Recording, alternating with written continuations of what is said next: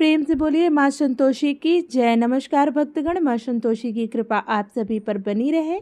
आज शुक्रवार है। शुक्रवार के दिन माँ संतोषी की पूजा आराधना करना बहुत ही फलदायी और शुभ होता है। शुक्रवार का व्रत रखने से शारीरिक कष्टों से मुक्ति मिलती है, वैवाहिक जीवन सुखमय होता है, माँ लक्ष्मी की कृपा प्राप्त होती है, आर्थिक स्थिति मजबूत होती है और कुंडली में शुक्र ग्रह से भी शुभ फल की प्राप्ति होती है। इस दिन खट्टी चीज़ों का परहेज करना चाहिए, खट्टी चीज़ें नहीं खाना चाहिए। शुक्रवार के दिन माँ संतोषी की पूजा आराधना, माँ वैभव लक्ष्मी की और माँ लक्ष्मी की पूजा की जाती है। और पूजा के दिन अगर इनकी कथा न सुनी जाए तो व्रत अधूरा माना जाता है। तो आइए माँ संतोषी का स्मरण करते हुए सुनते हैं माँ संतोषी और माँ वैभव लक्ष्मी की यह पावन कथा। अगर आप यह कथा पूजा के समय सुन रहे हैं तो हाथ में पुष्प और अक्षत जरूर ले लें और माँ संतोषी का स्मरण करते हुए सुने कथा। जय माँ संतोषी। एक बुढ़िया थी, उसके 7 बेटे थे। 6 कमाने वाले थे जबकि एक निकम्मा था। बुढ़िया 6 बेटों की रसोई बनाती, भोजन कराती और उनमें से जो कुछ जूठन बचता वह 7वें बेटे को दे देती। एक दिन वह पत्नी से बोला, देखो मेरी माँ को मुझ पर कितना प्रेम करती हैं। वह बोली, क्यों नहीं, सबका जूठा जो तुम्हें खिलाती हैं। वह बोला, ऐसा नहीं हो सकता है, मैं जब तक अपनी आंखों से न देख लूँ मैं मान नहीं सकता। हो सकता है तुम मेरी माँ की झूठी बुराई कर रही हो। बहू हंसकर बोली, देख लोगे तो मान लोगे। बोला, हाँ देख लूँगा तो मान लूँगा। कुछ समय बीता। कुछ दिन बाद त्योहार आया। घर में 7 प्रकार के भोजन और चूरमे के लड्डू बने। वह जांचने के लिए सिर दुखने का बहाना करके पतला वस्त्र सिर पे ओढ़े रसोई घर में सो गया। वह कपड़े में से सब कुछ देखता रहा। 6 भाई भोजन करने आए। उसने देखा माँ ने उनके लिए सुंदर आसन बिछाकर नाना प्रकार की रसोई परोसी और आग्रह करके उन्हें जिमाया। यह सब देखता रहा। 6 भोजन करके उठे तब माँ ने उनकी जूठी थालियों से लड्डुओं के टुकड़े उठाकर एक लड्डू बनाया। जूठन साफ कर बुढ़िया ने उसे पुकारा, बेटा 6 भाई भोजन करके गए, अब तू भी बाकी है, उठ तू कब खाएगा। वह कहने लगा, माँ मुझे भोजन नहीं करना, मैं अब परदेश जा रहा हूँ। माँ ने कहा, कल का जाता हो आज चला जा। वह बोला, हाँ आज ही जा रहा हूँ। यह कहकर वह घर से निकल गया। चलते समय पत्नी की याद आ गई। वह गौशाला में कंडे थाप रही थी।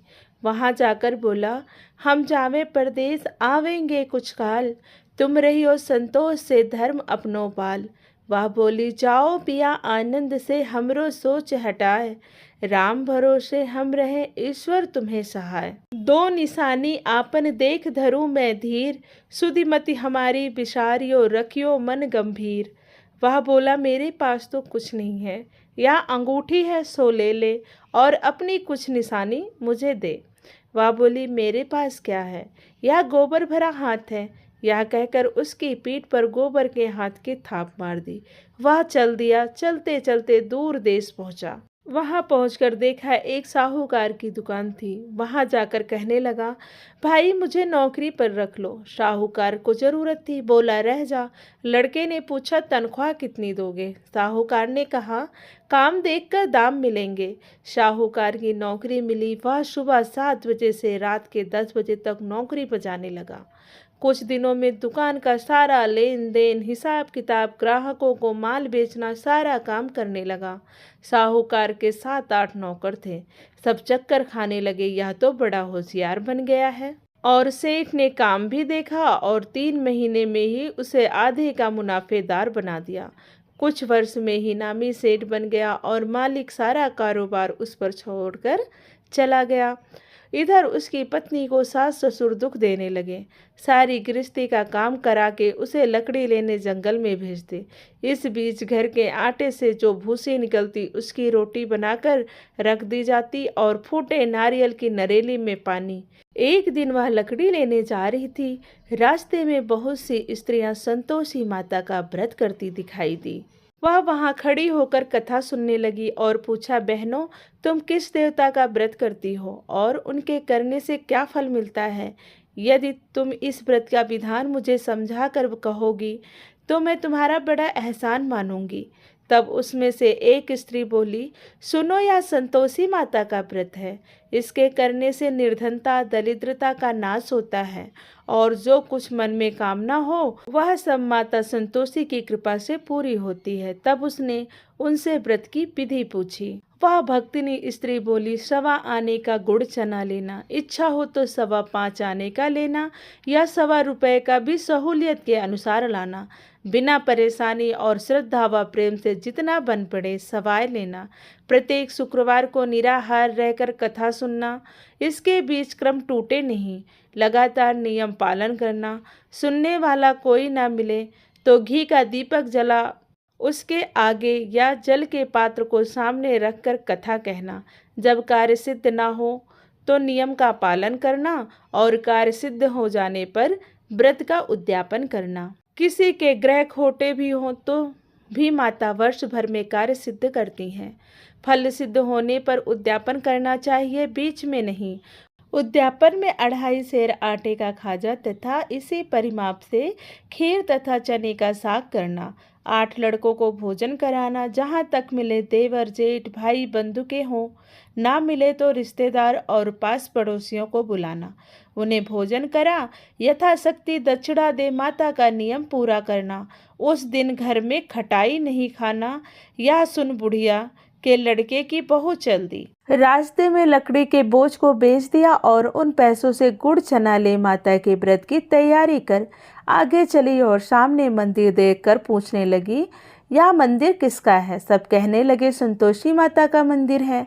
यह सुनकर माता के मंदिर में जाकर चरणों में लौटने लगी। दीन हो विनती करने लगी, माँ मैं निपट अज्ञानी हूँ, व्रत के कुछ भी नियम नहीं जानती हूँ, मैं दुखी हूँ। हे माता जगत जननी, मेरा दुख दूर कर, मैं तेरी शरण में हूँ। माता को दया आई। एक शुक्रवार बीता कि दूसरे शुक्रवार को उसके पति का पत्र आया और तीसरे शुक्रवार को उसका भेजा हुआ पैसा आ पहुंचा। यह देखकर जेठ जिठानी मुंह सिकोड़ने लगे। लड़के ताने देने लगे, काकी के पास पत्र आवे, रुपया आने लगा है, अब तो काकी की खातिर बढ़ेगी। बेचारी सरलता से कहती, भैया कागज आवे रुपया आवे, हम सबके लिए अच्छा है। ऐसा कहकर आंखों में आंसू भरकर संतोषी माता के मंदिर में आ मातेश्वरी के चरणों में गिरकर रोने लगी।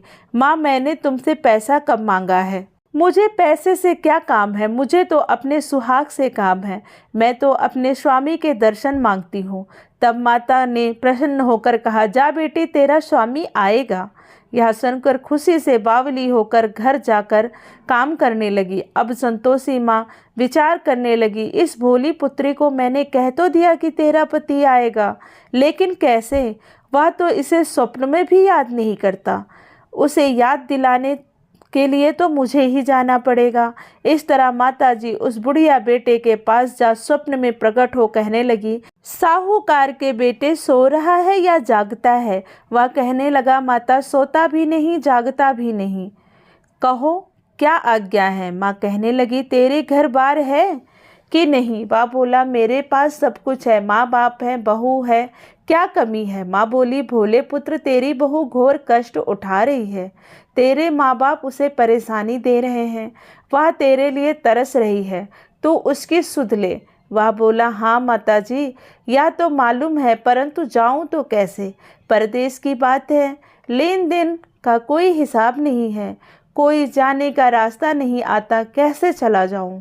माँ कहने लगी, मेरी बात मान, सवेरे नहा धोकर संतोषी माता का नाम ले, घी का दीपक जला, दंडवत कर दुकान पर जा बैठ। देखते देखते सारा लेन देन चुक जाएगा, जमा का माल बिक जाएगा, सांझ होते होते धन की भारी ढेर लग जाएगी। अब बूढ़ी माँ की बात मानकर वह नहा धोकर संतोषी माता को दंडवत घी का दीपक जला दुकान पर जा बैठा। थोड़ी देर में देने वाले रुपया लाने लगे, लेने वाले हिसाब लेने लगे। कोठे में भरे सामान के खरीदार नगद दाम दे सौदा करने लगे। शाम तक धन का भारी ढेर लग गया। मन में माता का नाम ले, चमत्कार देख प्रसन्न हो घर को जाने वास्ते गहना कपड़ा सामान खरीदने लगा। यहाँ काम से निपट तुरंत घर को रवाना हुआ। उधर उसकी पत्नी जंगल में लकड़ी लेने जाती है। लौटते वक्त माताजी के मंदिर में विश्राम करती है। वह तो उसके प्रतिदिन रुकने का जो स्थान ठहरा। धूल उड़ती देख वह माता से पूछती है, हे माता, यह धूल कैसे उड़ रही है? माता कहती है, हे पुत्री, तेरा पति आ रहा है। अब तू ऐसा कर, लकड़ियों के 3 बोझ बना, एक नदी के किनारे रख और दूसरा मेरे मंदिर पर और तीसरा अपने सिर पर। तेरे पति को लकड़ियों का गट्ठर देख मोह पैदा होगा, वह यहाँ जरूर रुकेगा, नाश्ता पानी खाकर माँ से मिलने जाएगा। तब तू लकड़ियों का बोझ उठाकर जाना और चौक में गट्ठर डालकर जोर से आवाज़ लगाना, लो सासू जी लकड़ियों का गट्ठर लो, भूसी की रोटी दो, नारियल के खेपड़े में पानी दो, आज मेहमान कौन आया है। माता जी से वह बहुत अच्छा माँ कहकर वह प्रसन्न मन से लकड़ियों के 3 गट्ठर बनाई, एक नदी के किनारे पर और एक माताजी के मंदिर पर रखा। इतने में मुसाफिर आ पहुंचा। सूखी लकड़ी देख उसकी इच्छा उत्पन्न हुई कि वह यहीं पर विश्राम करे और भोजन बनाकर खा पीकर गांव जाए। इसी तरह रुककर भोजन बनाकर विश्राम करके गांव को गया। सबसे प्रेम से मिला। उसी समय सिर पर लकड़ी का गट्ठर लिए वह उतावली सी आती है। लकड़ियों का भारी बोझ आंगन में डालकर जोर से 3 आवाज़ देती है, लो सासू जी लकड़ियों का गट्ठर लो, भूसी की रोटी दो, आज मेहमान कौन आया है, और नारियल के खेपड़े में पानी दो। दिए हुए कष्टों को भुलाने हेतु कहती है, बहू ऐसा क्यों कहती है? तेरा मालिक ही तो आया है, आ बैठ जा, मीठा भात खा, भोजन कर, कपड़े गहने पहन। उसकी आवाज़ सुन उसका पति बाहर आता है। अंगूठी देख व्याकुल हो जाता है। माँ से पूछता है, माँ यह कौन है? वह बोली, बेटा यह तेरी बहू है। जब से तू गया है तब से सारे गांव में भटकती फिरती है, घर का कामकाज कुछ करती नहीं, 4 पहर आकर खाना खा जाती है। वह बोला, ठीक है माँ, मैंने इसे भी देखा है और तुझे भी। अब दूसरे घर की ताली दो, इसमें मैं नहीं रहूँगा, मैं अब उस घर में रहूँगा। माँ बोली, ठीक है, तेरी जैसी मर्जी। तब वह दूसरे मकान की 3री मंजिल का कमरा खोल सारा सामान जिमाया। एक दिन में राजा जैसा ठाट बाट बन गया। अब क्या था, बहू सुख भोगने लगी। इतने में शुक्रवार आया। उसने पति से कहा, मुझे संतोषी माता के व्रत का उद्यापन करना है। पति बोला, खुशी से कर लो। वह उद्यापन की तैयारी करने लगी। जिठानी के लड़कों को भोजन के लिए कहने गई। उन्होंने मंजूर किया, परंतु पीछे से जिठानी ने अपने बच्चों से कहा, देखो उद्यापन के समय खटाई मांगना, जिससे उनका उद्यापन पूरा ना हो। लड़के जीमने आए, खीर खाना पेट भर खाया, परंतु बाद में खाते ही कहने लगे, हमें खटाई दो, खीर खाना हमको नहीं भाता, देखकर अरुचि होती है। वह कहने लगी, भाई खटाई किसी को नहीं दी जाएगी, यह तो संतोषी माता का प्रसाद है। लड़के उठ खड़े हुए, बोले, पैसा लाओ। भोली बहू कुछ जानती नहीं थी, उन्हें पैसे दे दिए। लड़के उसी समय हट करके इमली खटाई ले खाने लगे। यह देखकर बहू पर माता जी ने कोप किया। राजा के दूत उसके पति को पकड़ ले गए। जेठ जिठानी मनमाने वचन कहने लगे, लूट लूट कर धन इकट्ठा कर लाया है, अब सब मालूम पड़ जाएगा, जब जेल की मार खाएगा। बहू से यह सहन नहीं हुआ। रोती हुई माता जी के मंदिर गई। कहने लगी, हे माता तुमने क्या किया? हंसाकर अब भक्तों को रुलाने लगी हो। माता बोली, बेटी तूने उद्यापन करके मेरा व्रत भंग किया है। वह कहने लगी, माता मैंने कुछ अपराध किया है, मैंने तो भूल से लड़कों को पैसे दे दिए थे, मुझे क्षमा करो, मैं फिर तुम्हारा उद्यापन करूंगी। माँ बोली, अब भूल मत करना। वह कहती है, अब भूल नहीं होगी, अब बताओ वो कैसे आवेंगे? माँ बोली, जा पुत्री, तेरा पति तुझे रास्ते में आता मिलेगा। वह निकली, राह में पति आता मिला। वह पूछी, कहाँ गए थे? वह कहने लगा, इतना धन जो कमाया है उसका राजा ने कर मांगा था, वह भरने गया था। वह प्रसन्न हो बोली, भला हुआ, अब घर चलो। कुछ दिन बाद फिर शुक्रवार आया। वह बोली, मुझे माता का उद्यापन करना है। पति ने कहा, हाँ करो, खुशी से करो माँ का उद्यापन। बहू फिर से जेठ के लड़कों को भोजन को कहने गई। जेठानी ने 1-2 बातें सुनाई और सब लड़कों को सिखाने लगी, तुम सब लोग पहले ही खटाई मांगना, लड़के भोजन से पहले कहने लगे, हमें खीर नहीं खानी, हमारा जी बिगड़ता है, कुछ खटाई खाने को दो। वह बोली, खटाई किसी को नहीं मिलेगी, आना है तो आओ। वह ब्राह्मण के लड़कों को लाकर भोजन कराने लगी। यथाशक्ति दक्षिणा की जगह एक एक फल उन्हें दिया। संतोषी माता प्रसन्न हुई। माता की कृपा होते ही 9वें मास उसके चंद्रमा के समान सुंदर पुत्र हुआ।